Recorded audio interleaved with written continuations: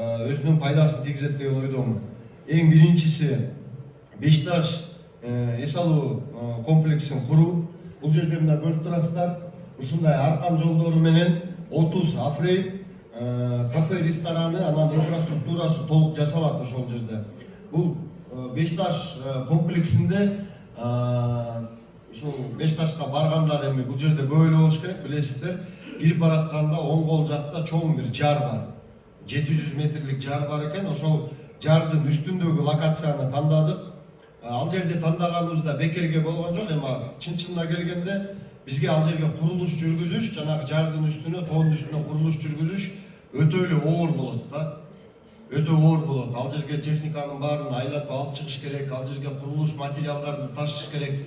Бирок мен өзүм дагы ошол жерге мына биздин областтык экологиянын жетекчисин, архитекторду, бияктан специалисттерди, эксперттерди алып чыгып келдик. Ал жерде кооздук эми чындыгын айтканда көп жерде жок экен да.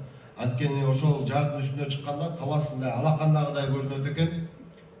Бул жагы күнчыгыш тарабы тиги жер үйдүн поворотуна чейин болсо, күн батыш тарабы аркы көз жеткен жакка чейин чыгып Казакстандын талаасына чейин түп-түз эле көрүнүп кете берет экен. Себеби бийиктик ушунчалык деңгээлде бар экен.